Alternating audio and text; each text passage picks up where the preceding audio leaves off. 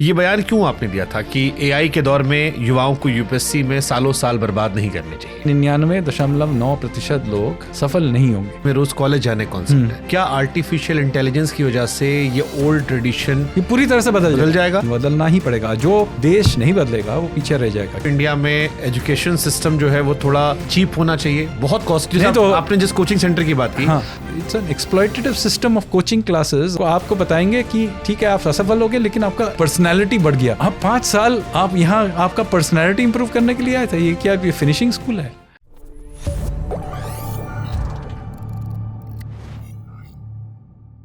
आज बचपन से जो ये स्कूल जाने का कॉन्सेप्ट है और कॉलेज में रोज कॉलेज जाने का कॉन्सेप्ट है, क्या आर्टिफिशियल इंटेलिजेंस की वजह से ये ओल्ड ट्रेडिशन ये पूरी तरह से बदल जाएगा? हाँ, क्योंकि और स्कूल कॉलेज का अस्तित्व भी या टीचर्स का स्कूल में तो क्या खतरे में आ सकता है?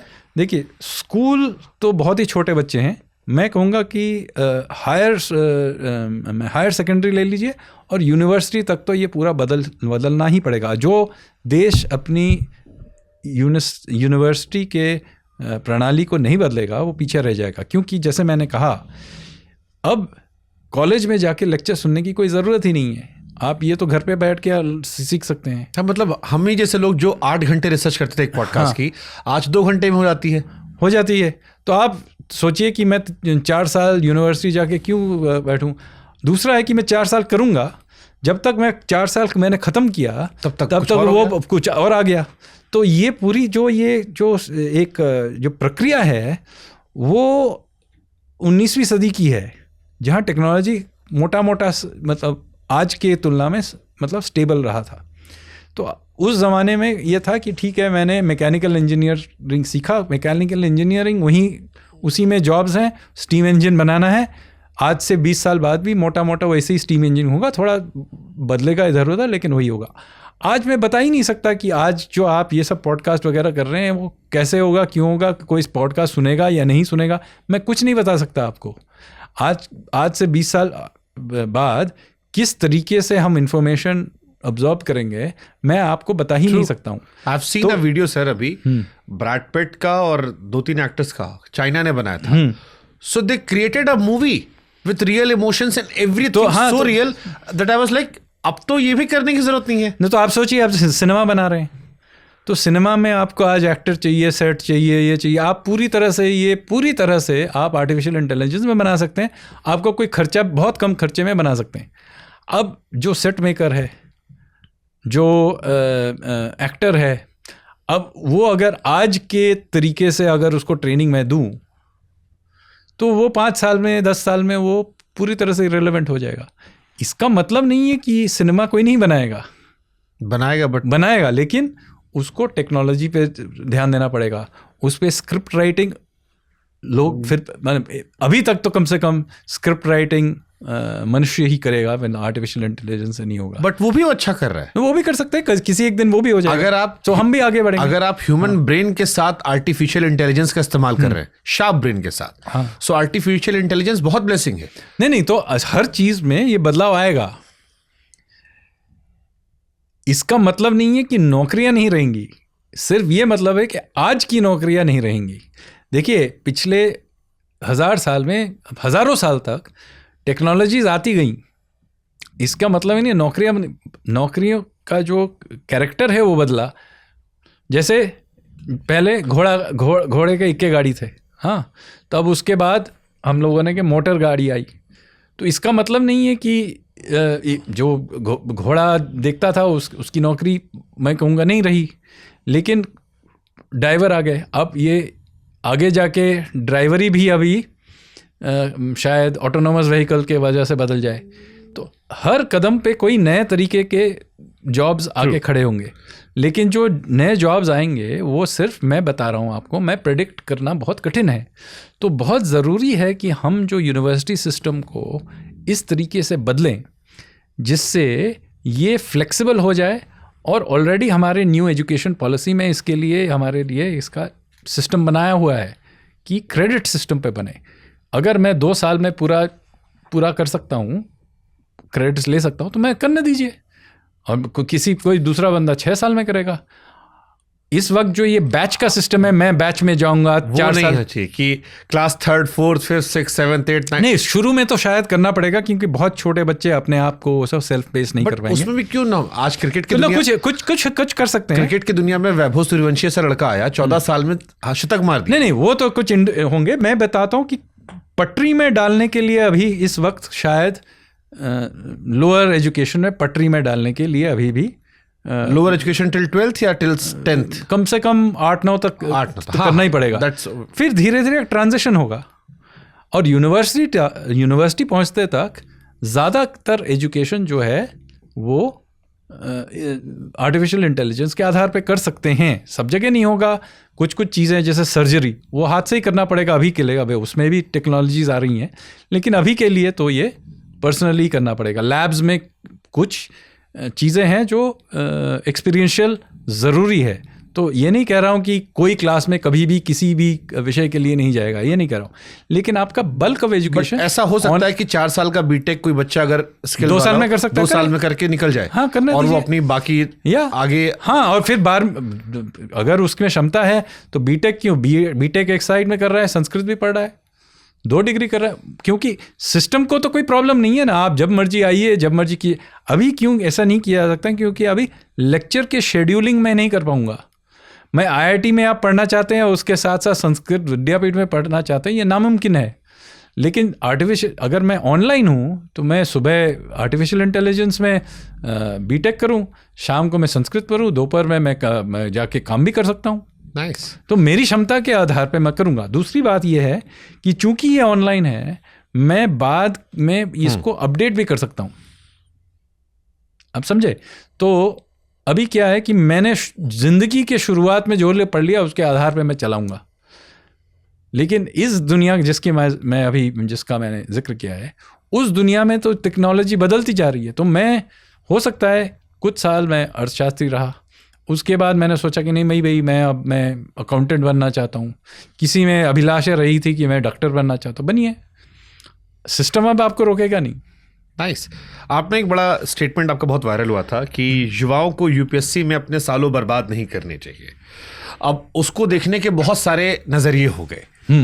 मैंने पूरा सुना, मैं उसके पीछे भी गया, लेकिन मुझे लगता है बहुत सारे लोग उससे कंफ्यूज हो गए। बहुत सारे यूपीएससी के बच्चे जो थे वो डर गए कि अरे क्या हमारा भविष्य अंधकार में है। ये बयान क्यों आपने दिया था कि एआई के दौर में युवाओं को यूपीएससी में सालों साल बर्बाद नहीं करने चाहिए? इसका कारण बहुत ही सरल है। पहली बात यह है कि ये जो मैंने कहा, ये एक्चुअली ब्यूरोक्रेसी से इसका किस लेना देना नहीं है।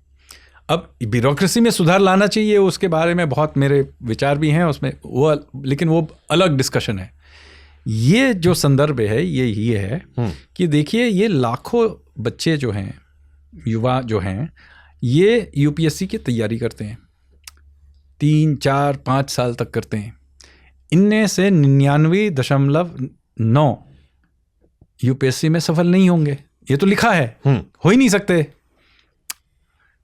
ये जो कर रहे हैं उसमें 99.9% लोग असफल होंगे, ये शुरू से ही मालूम है।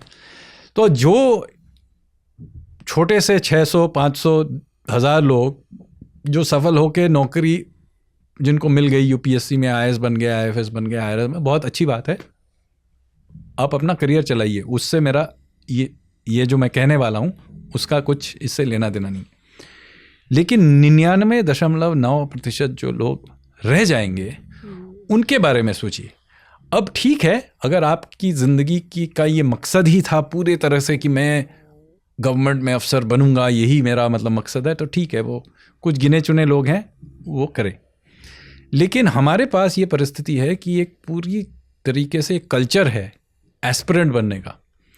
अब ये मेरे ख्याल से एक ह्यूमन कैपिटल का वेस्ट है, क्योंकि क्लास का सबसे अच्छा बच्चा और किसी परिवार के या किसी गांव के सबसे जो ब्राइट बच्चे हैं उन्हीं को सपोर्ट मिलता है कि आप जाके इसमें तैयारी कीजिए, ठीक है। सबसे बेकार बच्चा जो मतलब कुछ नहीं करता है, उसको कोई परिवार उसको सपोर्ट नहीं करते हैं। तो हर परिवार में या किसी गांव में या ये बिहार, यूपी, इन प्रांतों में ये बहुत प्रचलित है कि जिस बंदे में सबसे टैलेंट है उसको इस पे सपोर्ट दे रही। अब वो आता है मुखर्जी नगर, वो 5-5 साल यहाँ काम करता है। तो आपके सोचिए कि आपका जो सबसे टैलेंटेड बंदा है उसको आप 5 साल इसमें लगा देते हैं, और इनमें से 99.9% लोग सफल नहीं होंगे।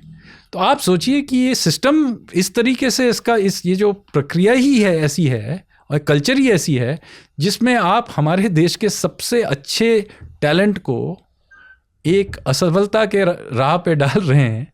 तो ये मेरे ख्याल से एक देश के लिए बट फिर उनका अल्टरनेटिव क्या सर? क्योंकि यूपीएससी से उन्हें एक तो रुतबा नजर आता है, दूसरा तो यही मैं कह रहा हूं, बेस्ट ऑफ द ब्रेन्स नहीं जाएंगे तो देश की ब्यूरोक्रेसी नहीं, तो यही इसी में आपको मैं देखिए, देश की अगर आपको सेवा करनी है तो आप कभी भी बन सकते हैं, लेखक भी बन सकते हैं, व्यापार चला सकते हैं, स्टार्टअप कर सकते हैं, वैज्ञानिक बन सकते हैं, आप उद्योगपति बन सकते हैं।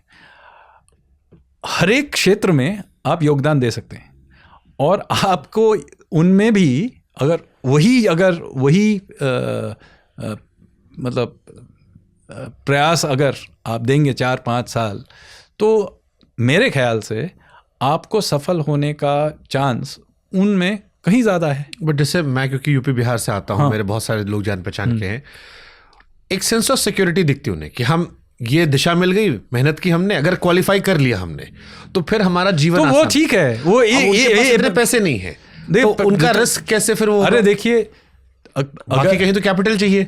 नहीं, अगर आप यूपीएससी के लिए तैयारी कर रहे हैं तो इसमें कैपिटल नहीं चाहिए। आप रहेंगे मुखर्जी नगर में 5 साल, वहाँ आप किस IAS एकेडमी में पैसा डालेंगे, वहाँ रहेंगे, और आपके 5 साल जो आप काम कर सकते थे और उसमें आप कमा भी सकते थे, उसको भी आपने, उसका अपॉर्चुनिटी कॉस्ट भी आपने दिया। उसके बाद आप 99.9% मतलब प्राय 100% आपका चांस है हम फेल होंगे। तो आपने उसमें कैपिटल व्यर्थ नहीं किया, आपके सबसे मतलब जो क्रिटिकल 5 साल है उसको आपने नष्ट नहीं किया। तो हाउ मैं इसीलिए बोल तो डिसाइड करना है कि अगर आप में आपकी दिल में यही है कि मुझे अफसर बनना ही है तो ठीक है, आप करिए जिसमें उसका मकसद है। लेकिन मैं ये कह रहा हूँ, ज़्यादातर लोग जो इस सिस्टम में फंसे हुए हैं, वो ज़्यादातर लोग उनमें से दूसरे चीज़ों में वो सफल हो सकते हैं। ज़्यादातर मैं कहूँगा उसमें से ओवरवेलमिंग लोग, उनमें टैलेंट है, वो किसी और क्षेत्र में जाके सफल हो सकते थे। लेकिन चूंकि हमारा एक ऐसा कल्चर बन गया है कि ये एक डिफ़ॉल्ट है और हम कुछ कोशिश भी नहीं करेंगे और 5 साल इसमें लगे रहेंगे, तो क्या हो रहा है कि हम टैलेंट को इस एक राह में डाल रहे हैं जहां प्राय सभी असफल रहेंगे। तो आप सोचिए कि ये एक साइकोलॉजी आप देखिए कि ज्यादातर लोग इसमें असफल होना अनिवार्य है। इसको मैं अपने भी मान रहा हूं। मैंने 4 साल बीटेक किया, मुझे लगता है मैं 4 साल पीछे हो गया। अगर मैंने ये काम 3 साल पहले शुरू किया तो शायद मैं आज 10 कदम और आगे होता। हाँ, तो ठीक है, आपने कोशिश किया। आप तो ये अब नहीं कह रहे हैं ना कि हर एक आदमी को बीटेक ही करना चाहिए, आप तो नहीं कर रहे हैं। उस टाइम ये ट्रेंड सबको कर रहा था। तो यही मैं इसी चीज में बोल रहा हूँ कि देखिए, आप में आपका अपनी रुचि क्या है, अपनी क्षमता क्या है, और दुनिया में बहुत चीज़ों करके कर सकते हैं और देश की सेवा भी कर सकते हैं। मैं तो लोगों को बोलता हूँ, अगर इतने लाख लोग उठ के अगर हर रोज़ एक डंडे को फेंकते तो हमें ओलंपिक्स में ज़्यादा मेडल मिलते। इतने लाख लोग किसी भी चीज़ में अगर प्रयास करेंगे तो और लोग सफल होकर उभर के आएंगे। इतने लाख हर साल लाखों लोगों का एनर्जी इसमें जा रहा है। इसमें एक सोचिए कि कितना इसमें इस एनर्जी का इस ये जो प्रयास है, इस किसी और चीज़ में अगर डालेंगे नेशनल एफर्ट, इसमें उभर के क्या क्या चीज़ें उभर के आएंगी।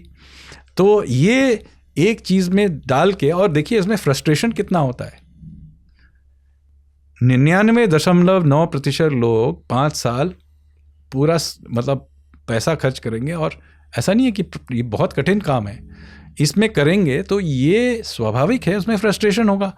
जबकि यही बंदा अगर कि नॉर्मल जॉब करता तो 5 साल बाद ये कंपनी में आगे कहीं पहुंच जाता। अब वो 5 साल बाद निकलेगा, उसके क्लास का ही जो बंदा है उसका बॉस का बॉस होगा।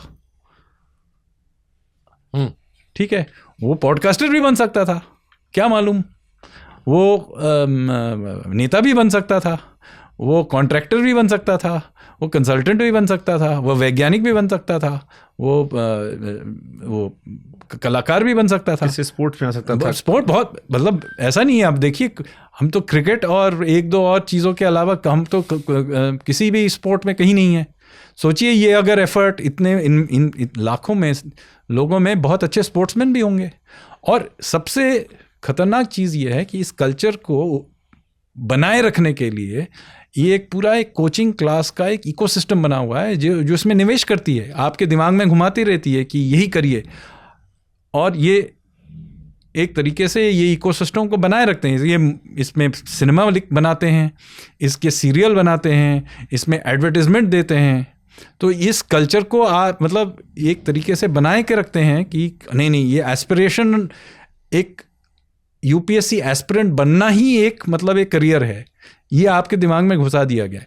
आप सोचिए, ये कोचिंग क्लासेस में भी 99% से ज़्यादा लोग सफल नहीं होंगे। 100%। हाँ, बाय डेफिनेशन। तो आप सोचिए कि अगर मैं ऐसा आपको एक प्रोडक्ट बेच के दूं जो 99% असफल चलेगा नहीं, चलिए मैं आपको एक फ़ोन खरीद देता हूँ या कुछ भी फ्रिज देता हूँ, वो 99% वो फेल होगा, काम नहीं करेगा वो। और जब काम नहीं करेगा तब मैं आपको बोलूँगा कि आपकी गलती है, आप फिर से खरीदिए। तो ये कोचिंग क्लास आपको ये ऐसा एक प्रोडक्ट बेच रहे हैं जिसमें आपको प्राय निश्चित है कि आप फेल करेंगे, वो प्रोडक्ट काम नहीं करेगा, और काम नहीं करने के बाद वो आपको बताएंगे कि आपने प्रयास ठीक से नहीं किया, फिर से खरीदिए, और 5 साल तक ये बेचते रहेंगे। तो सोचिए, ये एक खतरनाक चीज़ है कि नहीं। और ये सोसाइटी में आप डाले जा रहे हैं, लाखों लोगों को हर साल इस प्रक्रिया से आप डाले जा रहे हैं सिस्टम में। फ्रस्ट्रेशन हो रहा है, जबकि इस बढ़ते हुए अर्थव्यवस्था में हमारे शॉर्टेजेस हैं बहुत बहुत क्षेत्रों में, लेकिन उन्हें लोग नहीं मिलते हैं। बट जैसे मैं अभी पढ़ रहा था सर, सरकार ने स्किल इंडिया निकाला था। अब स्किल इंडिया में कहा गया कि आप एक ही जॉब के पीछे मत भागिए, सरकारी नौकरी के पीछे पागलपन छोड़िए, आप अपने आप को स्किल्ड कीजिए और आप अलग अलग क्षेत्र में अच्छा कर सकते हैं। हाँ, कर भी रहे हैं। और उसमें जो एक डेटा निकल कर आया वो ये था कि 1.6 CR लोगों ने ट्रेनिंग ली, ठीक है, बट जब जॉब लगी तो केवल 15% की वहां से। तो ऐसा रहा कि तो पहले तो 0.1 से 15 इज मच हायर, ठीक है। और ऐसा नहीं है कि वो जो 70 वो जो बाकी जो 80% लोग हैं उन लोगों को और कुछ करने को जिंदगी में नहीं मिला। उन लोगों ने कुछ साल इसमें डाला, कुछ उनमें ट्रेनिंग लिया, और इस ट्रेनिंग को हम लोग इसका इम्प्रूवमेंट भी कर सकते हैं। लेकिन आप जाके देखिए, इनमें से बहुत लोगों ने दूसरे जगह में जाके इसमें अपना करियर भी बनाया। जैसे आपको हमने स्किल इंडिया नहीं, लेकिन हमारे एजुकेशन सिस्टम से आपको बीटेक दिया गया, लेकिन ऐसा नहीं है कि आप इंजीनियर ठीक बने नहीं, लेकिन ऐसा नहीं है कि आप असफल हैं। आपने कहीं जाके एक सफल एक करियर बनाया। तो इसी तरीके से इनमें से लोग अलग अलग क्षेत्र में सफल हो रहे हैं। लेकिन एक तरफा अगर हम लोग पूरे सिस्टम को डाल दें यूपीएससी में सरकारी नौकरियों पे, तो it's an exploitative system of coaching classes and that entire ecosystem को आपको बताएंगे कि ठीक है आप असफल हो गए, लेकिन आपका पर्सनैलिटी बढ़ गया। आप 5 साल आप यहाँ आपका पर्सनैलिटी इंप्रूव करने के लिए आए थे, ये क्या ये फिनिशिंग स्कूल है? तो ये जो एक्सप्लॉयटिव एक जो इकोसिस्टम बना हुआ है और लोगों के अंदर जिसे मैनिपुलेट किया जा रहा है, ये इसी के विरुद्ध मैंने बोला था। अब अलग चीज़ है कि ब्यूरोक्रेसी में सुधार लाना चाहिए, वो तो एक बड़ा लंबा डिबेट है, उस पर इस वक्त मैं टिप्पणी नहीं कर। बट आप ये मानते हो कि डेवलप्ड इंडिया में एजुकेशन सिस्टम जो है वो थोड़ा चीप होना चाहिए? बहुत कॉस्टली है। तो आपने जिस कोचिंग सेंटर की बात की, हाँ, आजकल तो बहुत ही कीमती है, इतना कीमती है कि मतलब तो मैं इसीलिए बता रहा हूँ। आप सोचिए, एक ऐसा चीज़ आप खरीद रहे हैं जो प्रोडक्ट 100% फेल होने वाला है। बट अब तो स्कूलों में भी सर, स्कूलों तो में यही तो मैं आपको यही बता रहा हूँ कि इस पूरे सिस्टम को, अगर इस सिस्टम का जो पुनर्गठन किया गया, एक दुनिया के लिए किया गया, अब आर्टिफिशियल इंटेलिजेंस के कारण ये एक तरीके से ये चल नहीं सकता। अब एक नए सिस्टम का उभर के आएगा, हम चाहे ना चाहें, ये मेरा अपना नहीं है, अब चाहे ना चाहें ये दुनिया बदलने वाली है, बदल रही है। आप देखिए, दुनिया के जो टॉप कंपनीज हैं, इलॉन मस्क के टेस्ला, या देश में ज़ोहो का लीजिए, यहाँ ये इनके जो फाउंडर्स हैं उन लोगों ने, वेम्बू और इलॉन मस्क दोनों ने ये कहा है और दूसरों लोगों ने कहा है, ये चाहते हैं कि 18 साल के जो मतलब क्लास 12 पास हो गया है उसको लोग डायरेक्टली ले लेंगे अपने कंपनी में और वहाँ ट्रेनिंग देंगे, क्योंकि उनकी सोच है कि ये जो यूनिवर्सिटीज़ में और 4 साल पढ़ेंगे उनसे उनको कोई लाभ नहीं, उससे अच्छा है कि 18 साल के बच्चे को ले लें और उनको ट्रेनिंग दें। क्यों कह रहे हैं? आप देख लीजिए, मार्क जकरबर्ग, बिल गेट्स, इन लोगों ने तो अपना यूनिवर्सिटी एजुकेशन पूरा ही नहीं किया, लेकिन इंडिया में कोई मध्यम वर्ग का कोई माँ बाप नहीं होंगे, वो तो अनपढ़ समझते हैं, अनपढ़ सोचेंगे। जबकि दुनिया के सबसे बड़े बड़े कंपनीज 12वीं पास करके चला रहे हैं दुनिया में। और हार्वर्ड को, जकरबर्ग तो हार्वर्ड छोड़ के उसने अपनी कंपनी को शुरू किया सेकेंड ईयर में। अगर इंडिया में हम अगर कोई करता है तो उसको सोचिए अनपढ़ है। जबकि इंडिया में ऐसे लोग हैं, ओयो जैसा एक बड़ा कंपनी है, दुनिया का सबसे बड़ा होटल कंपनी शायद है, वो एक भारतीय नहीं किया, रितेश अग्रवाल, उसने भी अपना यूनिवर्सिटी एजुकेशन नहीं किया, तो उसका मतलब है वो अनपढ़ है। कहाँ उसने दुनिया के सबसे बड़ा होटल कंपनी खड़ा कर दिया है इंडिया में बैठ के, कम काम थोड़ी है। तो हमारे अंदर जो एक सेटिंग एक तरीके का ये कॉलोनाइज्ड है, और ये जो हम लोग डीकॉलोनाइजेशन का जो हम लोग शुरू किया था जिसके बारे में बात करना, उसका ही एक पार्ट है कि हम लोग, हमारे अंदर घुसा दिया गया है कि आप एक प्रणाली में पढ़ेंगे और फिर क्लर्की करेंगे। वो ईस्ट इंडिया कंपनी का आप क्लर्क हैं, वही आपका मकसद है, उससे आप आगे मत बढ़िए। इसीलिए जो मैं पहले आपको इतिहास के बारे में बता रहा था, हमारे पूर्वज जिसके बारे में हमें बहुत गर्व है, वो इस तरीके से नहीं सोचते थे। वो तो जहाज़ में चढ़ के कहाँ एक्सप्लोर करते थे, रिस्क टेकिंग।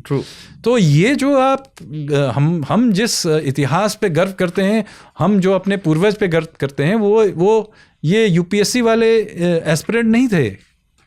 वो जहाज़ में बैठ के दुनिया भर घूम रहे थे, वो सांस्कृतिक क्षेत्र में, युद्ध के क्षेत्र में, विज्ञान के क्षेत्र में रिस्क ले रहे थे। तो मतलब ये जो रिस्क टेकिंग कल्चर है, उसी को मैं फिर से वापस लाने की कोशिश कर रहा हूँ। मैं ये मानूं कि जो इंडिया का एजुकेशन सिस्टम गड़बड़ हो गया था बाय मतलब अनइंटेंशनली, लेकिन एआई की वजह से वो चीज़ें बेहतर हो जाएंगी कि वो बेहतर। देखिए, अवसर है। हाँ। मैं नहीं कहता कि ये अपने आप होगा, अवसर सिर्फ है। अवसर को अपनाना हो हमारा काम है एक तरीके से। वो तो पॉलिसी लेवल पे नहीं, पॉलिसी लेवल पे नहीं, समाज के लेवल पे पहला करना पड़ेगा। क्योंकि अगर कोई बनने में बहुत टैलेंट है, वो स्पोर्ट्स में है, उसको सपोर्ट दीजिए। आज के माँ बाप 5 साल आपको यूपीएससी एस्पिरेंट के लिए सपोर्ट कर देंगे, 5 साल आपको किसी स्पोर्ट्स में भाग लेने के लिए नहीं करेंगे। उनका माइंडसेट भी डाल दिया गया। नहीं, तो हम नौकरी, हाँ नहीं, तो ये एक तरीके का कॉलोनाइजेशन है, ये हमारे अंदर घुसा दिया गया है। मुगल ताजमहल बना सकते हैं, हम नहीं बना सकते। अंग्रेज दुनिया भर पे राज कर सकते हैं, हम नहीं कर सकते। हम लोग सिर्फ क्लर्की कर सकते हैं। ये हम लोग नहीं अपने आप। यही तो मकौले जो मकौले का जो उसने जो कहा था 19वीं सदी में, वो क्या कह रहे थे कि हम लोग ऐसा एक एजुकेशन की प्रणाली बनाएंगे कि भारतीय अपने इतिहास को भूल जाएंगे और हमारे यहाँ ईस्ट इंडिया कंपनी में क्लर्क बनना उनके लिए यही उनके जीवन का लक्ष्य बन जाएगा। तो एक तरीके से हमारा एजुकेशन सिस्टम उसी धारा में चल रही है, और उसी का जब हम डीकॉलोनाइजेशन करते हैं, कह रहे हैं, तो यही इसका एक अंश है।